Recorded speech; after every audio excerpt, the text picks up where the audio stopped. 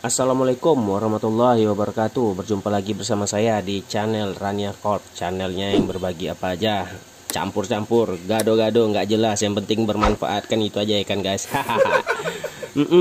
Sekarang saya sharing tentang trouble ataupun permasalahan pada remote Phantom 4 yang sering bermasalah.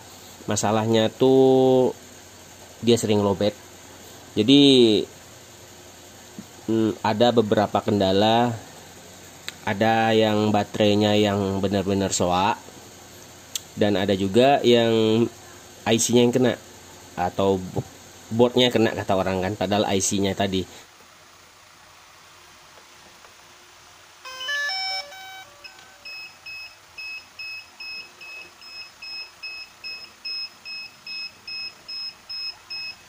Jadi IC tadi nggak usah lah, simple aja kerja kita. IC tadi kan susah ngerjainnya, belinya juga mehong kan.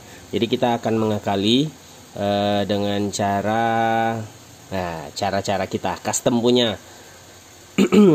Ini dia remote-nya, remote Phantom 4 yang sering terjadi pada Phantom 4 standar. Kalau yang lain-lainnya mungkin ada juga ya kendala yang seperti itu. Jadi kendalanya nih ada yang seperti baterainya lowbat. Ini baterainya 2S ya pemirsa ya. Baterainya 2S 7,4 volt 6000 mAh. Nampak nggak ya? Ya seperti ini, 7,4 volt di 6000 mAh. Dan ini di 2 sel. Ada juga yang baterainya memang soak, 1 sel dan 1 sel lagi bagus. Jadi kendalanya ya bunyi bip juga dia, tit seperti yang tadi. Ada juga yang benar IC-nya yang kena. Jadi memang harus ditangani, harus diperiksa benar-benar. Kalau ini saya sudah ngetes baterainya normal, 1 sel normal hidup dan 1 sel lagi juga normal hidup. Tidak ada selnya yang tidak balance, jadi balance ini selnya. Jadi kendala pada remote. Oke, baik, bagaimana cara membuka remote-nya? Seperti ini. Ini udah saya buka ya. Kalau dibukain bener-beneran panjang waktunya. Ini cover yang seperti ini. Baut di sini buka, di sini buka. Dan di sini ada karet dicopot, dan ini ada baut dibuka. Ini karet dicopot dan ada baut dibuka. 4 baut di sini di sisinya, dan board ini di bagian kabel USB dan konektornya. Di sini dibuka baut, copot, dan nampaklah boardnya yang tadi, board yang seperti ini. Ini ada fleksibel di sini, tinggal di knopnya atau soketnya ini ditanggalin, dan di sini juga soketnya juga ditanggalin. Cabut pelan-pelan, jangan sampai putus, karena kalau sampai putus C1 dan C2 nggak berfungsi. Baik, di sini ada fleksibel, Ini soketnya seperti biasa. Soketnya ini disongkel dulu, dilepasin, dan baru dilepasin fleksibelnya. Oke, dan demikian dia sudah terbuka seperti ini. Pegang sisi sebelah sini dan pelan. Nah, biasanya ada kabel di bagian baterai. Hati-hati mukanya, jangan langsung dibuka seperti ini, langsung putus dia. Di bagian bawahnya ada konek ya. Oke, jadi saya di sini udah saya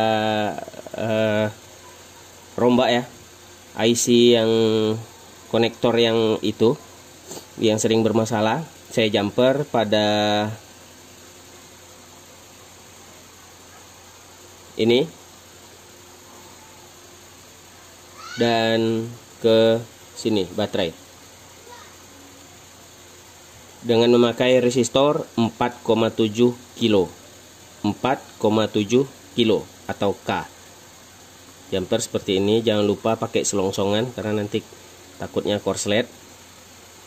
Tapi dia bekerja. Contohnya seperti ini.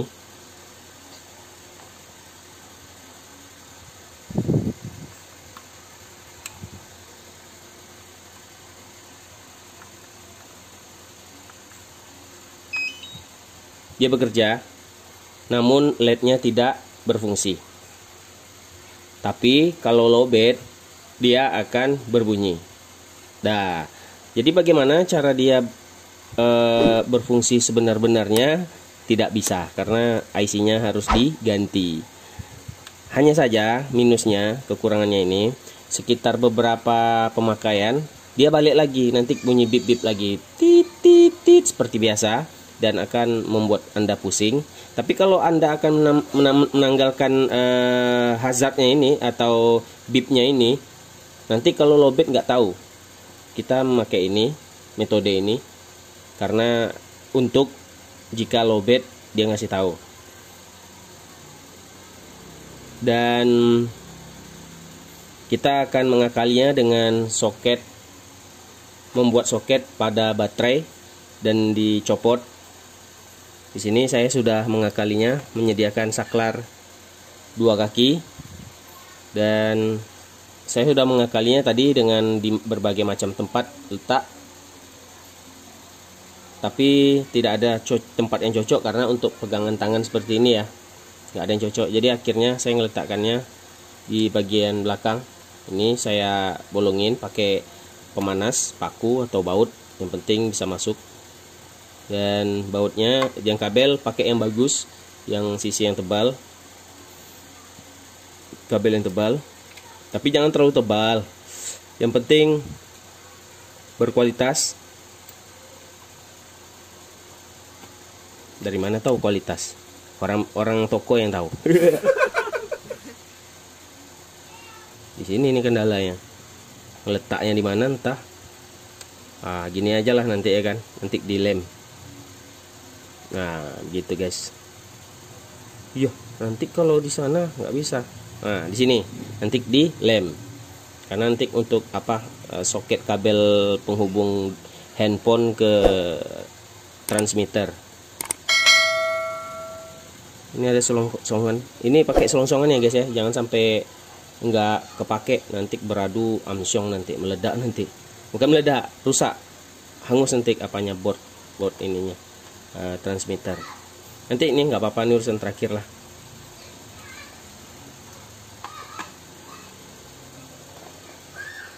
Bagaimana cara mengakali ini, membuat saklarnya seperti ini.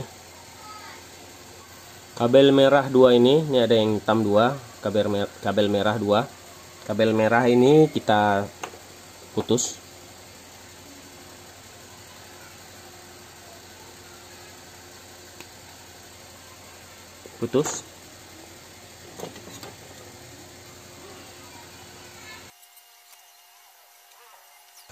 Dan digabung.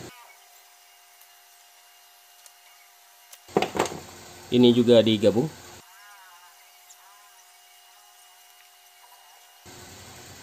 Ini terserah alur yang mana saja sama.